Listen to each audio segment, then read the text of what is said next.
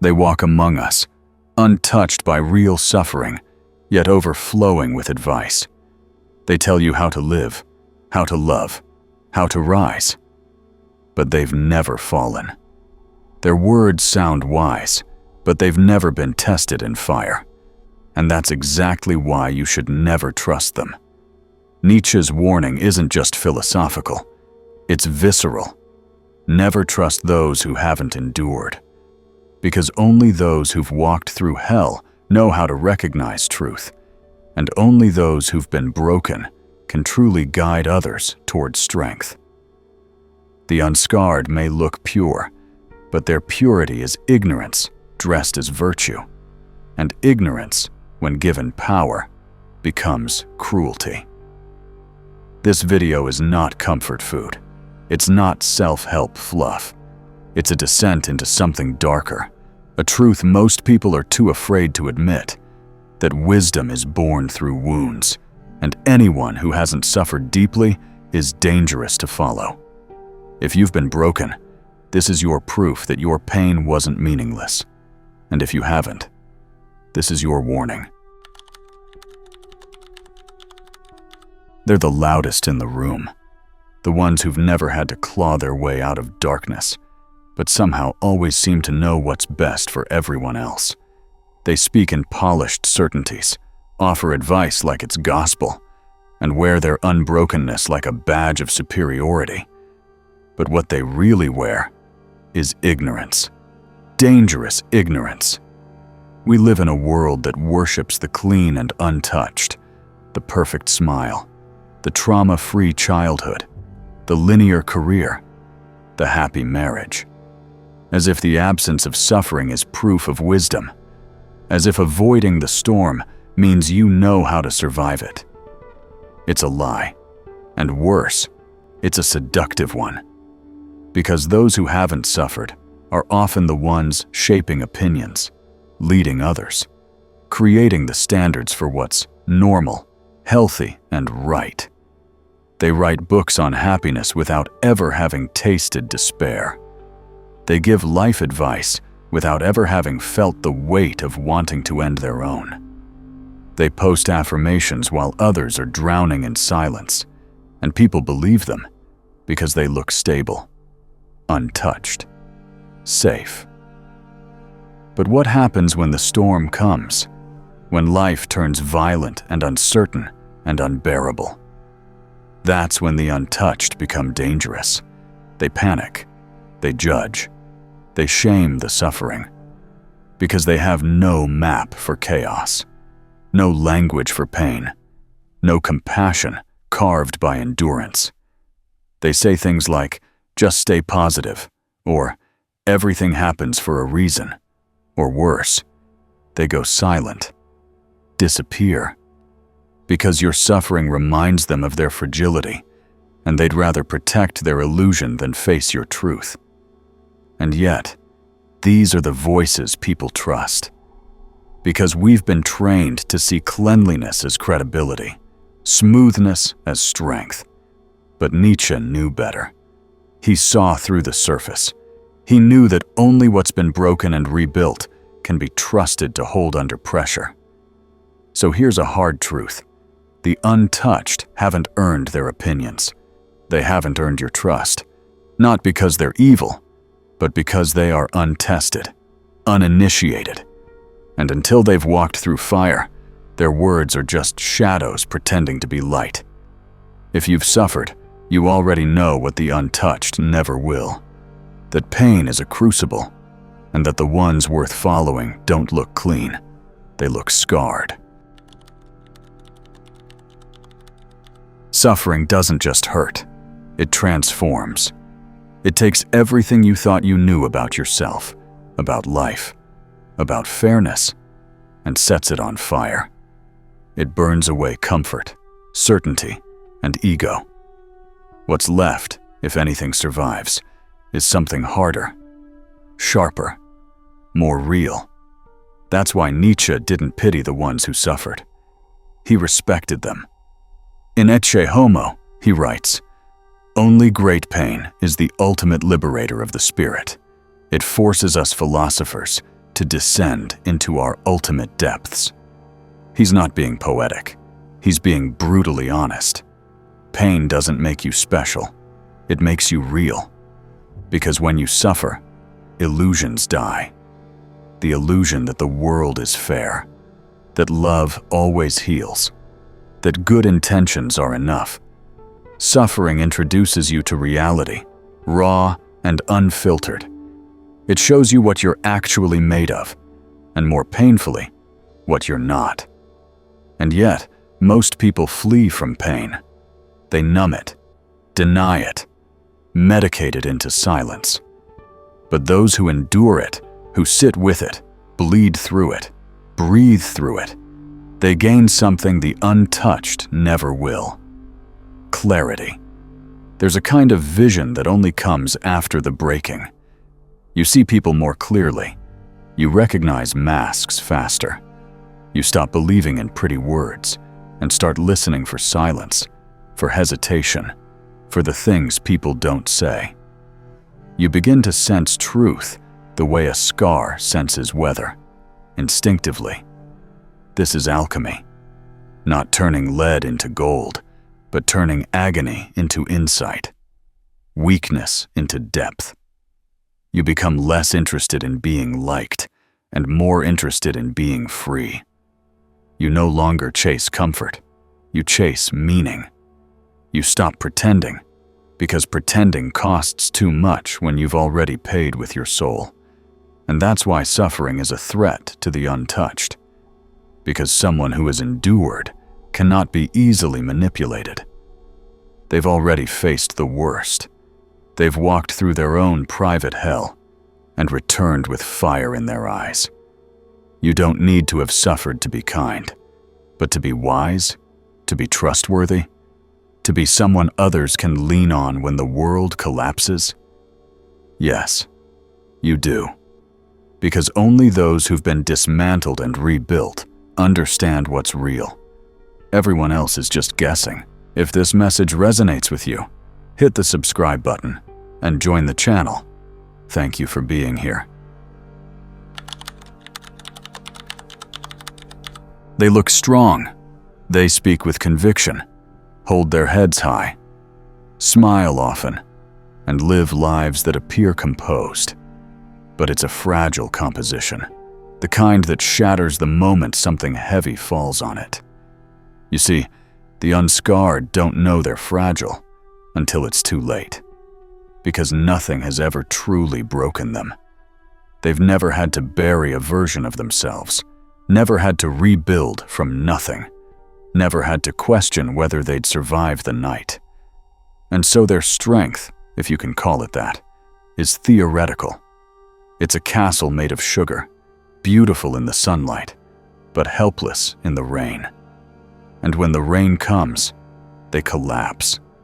They panic in the face of real suffering. They become cruel when control slips through their fingers. They lash out, moralize, or retreat into silence, not because they're evil, but because they've never had to develop the inner tools required to face darkness. They don't know how to suffer, so they fear those who do. This is where Nietzsche's warning becomes prophetic. He wasn't just pointing to suffering as a rite of passage. He was exposing the danger of those who have not yet suffered, because they often hold positions of power. They write the rules. They set the standards. They tell others how to live, but they've never had to survive. And so their decisions, their advice, their leadership, it's brittle, out of touch, and sometimes devastating. Worse still, they don't know how to recognize real strength. They're drawn to what's polished. They value ease over endurance. They confuse charm with depth and politeness with wisdom. So when someone scarred and quiet enters the room, they see threat instead of insight. They see damage where there is depth. They see discomfort where there is truth. But here's the paradox. The scarred are often silent, while the unscarred are loud. Because those who have endured know the weight of words. They've learned that most things are better listened to than explained. They no longer speak to be heard. They speak when it matters. And that silence is terrifying to the unscarred, because deep down, they know it speaks to a strength they do not have. So beware the unscarred, not because they're weak, but because they don't know it yet. Pain is the great unmasking. It doesn't ask who you think you are. It shows you who you've always been, beneath the performance. The illusions you've built to please, to belong, to protect yourself. Pain tears them away. And what's left isn't polished. It's real. That's why suffering, for all its brutality, is honest. It doesn't flatter. It doesn't negotiate. It doesn't care about your social image or your curated identity. It brings you face to face with what's behind the mask. And for many, that's the first time they've ever truly met themselves. Nietzsche understood this. He knew that authenticity isn't found in comfort. It's carved out through conflict. The self is not something you stumble upon. It's something you suffer into being. Because when everything falls apart, the relationship, the job, the health, the meaning, you stop pretending. You stop trying to be what others want. You stop chasing approval like oxygen. You're too raw to lie anymore. And in that rawness, something strange happens. You begin to feel like yourself. Not the version that pleases everyone, not the mask that smiles through silent rage, but the self that's been buried under years of pretending. That's why those who have suffered often carry a different kind of presence. You can feel it.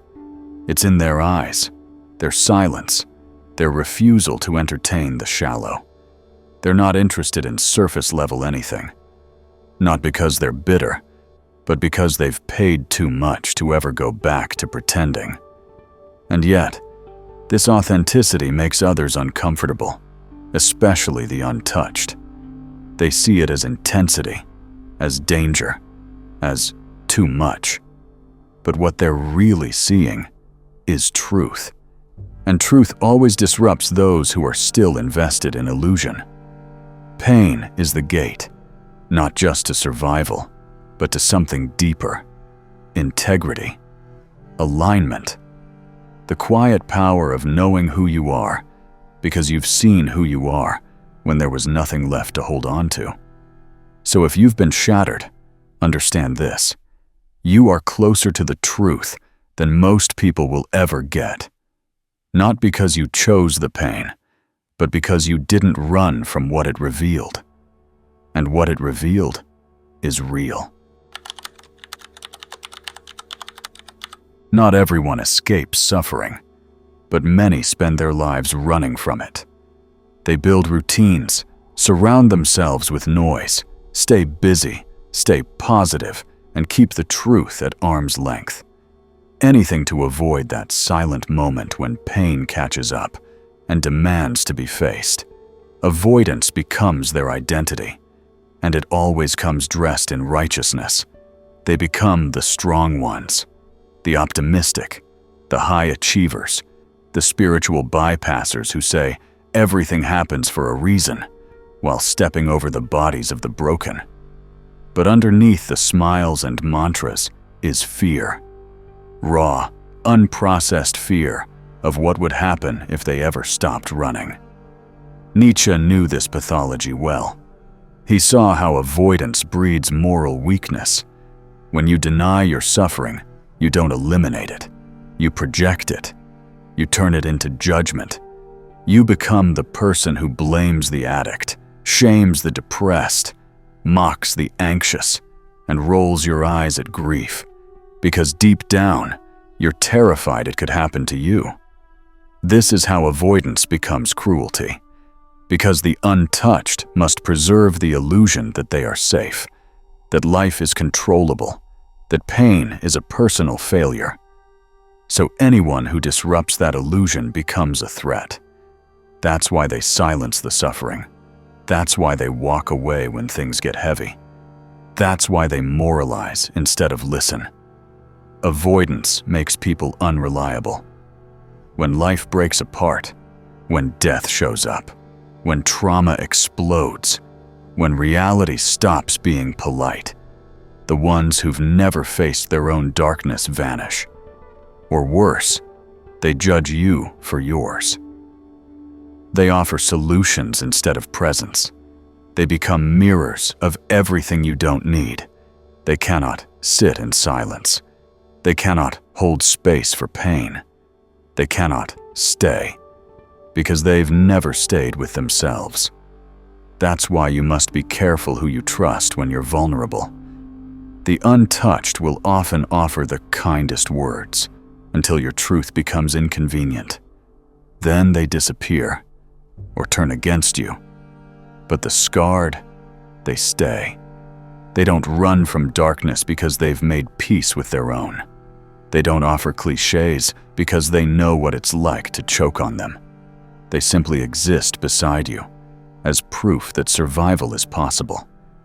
And that is something no untouched soul can ever offer. They rarely speak first. They don't interrupt. They don't try to fix you. But when they finally open their mouths, the room gets quiet. Because what they say doesn't come from theory. It comes from experience, from wounds, from survival, from nights they thought would never end. These are the ones worth listening to. Not because they have all the answers, but because they've lived through questions that nearly broke them. They've stood in the fire without flinching. And when you meet them, you can feel it. In their eyes, in their energy, in the way they carry themselves. Scarred, but steady. These are not motivational speakers. They don't sell systems. They don't need attention. They've seen too much to chase applause. What they offer is rarer. Presence. A kind of rootedness that only comes from losing everything and still being here. And when they do speak, it doesn't sound like advice. It sounds like truth. Heavy, quiet, and real. Nietzsche saw them as higher types, those who have suffered into strength, not through denial, but through endurance. He didn't admire the loud or the clean. He admired the ones who were broken and rebuilt themselves with bloody hands. Not perfectly, not without pain. But honestly, these people don't just understand your pain. They don't flinch from it. They nod. They stay. They don't offer solutions until they've heard the silence. They don't shrink from your grief because it mirrors their own. They've been humbled by life, and because of that, they don't lie to you. They won't tell you everything will be fine. They won't pretend healing is linear. They won't promise transformation without cost. But they will tell you one thing, quietly and with full authority. You will survive. And when they say it, you believe them. Because they're not guessing. They're remembering. These are the people worth trusting. Not the untouched, not the loud, not the polished. The ones who carry invisible battle scars. The ones who don't need to prove anything anymore. The ones who have nothing left to sell, just their presence and their truth. And in a world full of noise, that is a rare and sacred thing. There's a quiet illusion we rarely question, that the unbroken are safe, that those who've never fallen are somehow better equipped to lead, to judge, to decide what's best. But what if that's the greatest danger of all? The unbroken don't understand suffering, and because of that, they often treat it as a problem to eliminate, not a reality to witness. When they encounter pain, they don't recognize it as part of being human. They see it as failure, weakness, something to control, fix, or punish. And that's where the real danger begins. Because when the unscarred are given power, over institutions, over systems, over people. Their ignorance becomes policy. Their fear becomes law. Their avoidance turns into punishment. They build cold structures designed to protect their comfort, not to hold anyone else's pain. Nietzsche warned of this inversion, that those who've never bled will one day claim authority over those who have. And when they do, they will moralize suffering instead of understanding it. They will criminalize it, diagnose it, quarantine it, anything but feel it. Think of the rigid manager who shames the grieving employee, the politician who cuts mental health funding but praises resilience, the parent who tells the anxious child to get over it because they never had time to feel. These are not evil people. They're unbroken, and their strength is hollow, because true strength doesn't come from control. It comes from compassion. And compassion is learned in the furnace of your own pain. Those who've never touched their own darkness often become the harshest judges of others, not because they're cruel by nature, but because they're terrified. Your suffering threatens their carefully constructed world, a world where everything is fine, where nothing unpredictable happens, where control is possible and pain is optional. But life doesn't work like that. Pain comes for everyone eventually, and when it does, the unbroken crack.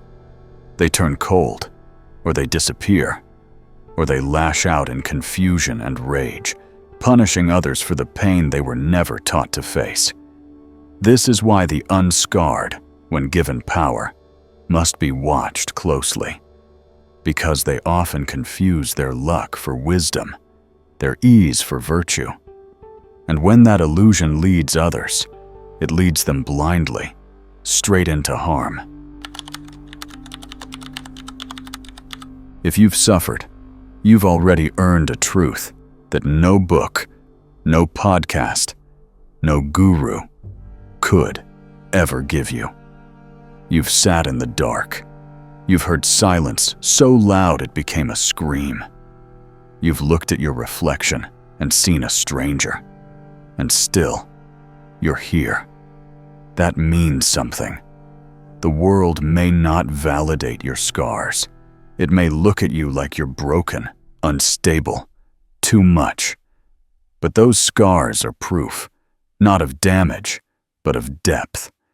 They show that you've lived beyond illusion, that you didn't just inherit your beliefs, you bled for them, you earned them. Nietzsche saw suffering not as an obstacle, but as initiation, a brutal teacher that strips away comfort to reveal character.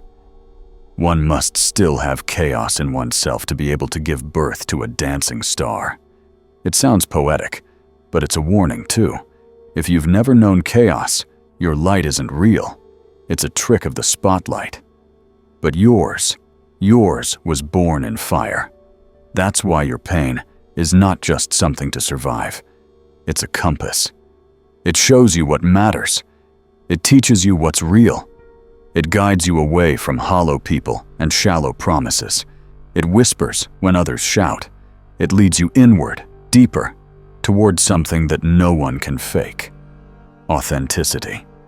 The truth is, the world needs you more than it knows. It needs people who've been humbled, who don't pretend. People who listen instead of perform. People who've stopped seeking approval because they've seen what it's worth and what it costs. You may never feel fully understood by the untouched. That's okay. You weren't meant to be understood by them. You were meant to be trusted by those who are still finding their way through the fire. And for them, your survival is proof that it's possible. You don't owe anyone an explanation for your scars, but you can choose to make them your offering, your compass, your contribution, your quiet rebellion against a world that only trusts what it can polish. In the end, the people who matter won't be the loudest. They'll be the ones who recognize the quiet strength in your eyes. The ones who say nothing, but understand everything. And when that moment comes, you'll know. You were never weak. You were never broken. You were just becoming real. If this spoke to something quiet inside you, something you've carried alone, something you've never been able to name, then this space was made for you. This isn't a channel for the untouched. It's for those who've been through it, who feel too deeply, who think too much, who carry invisible battles and refuse to wear a mask. Here, your scars are not shameful. They are sacred. They are proof. If you found truth in this, subscribe. Not for the algorithm, but so you don't forget that there are others like you. Others who've walked through fire and are done pretending. More is coming. Darker, deeper, truer. Until then, stay strong, stay scarred, and stay real.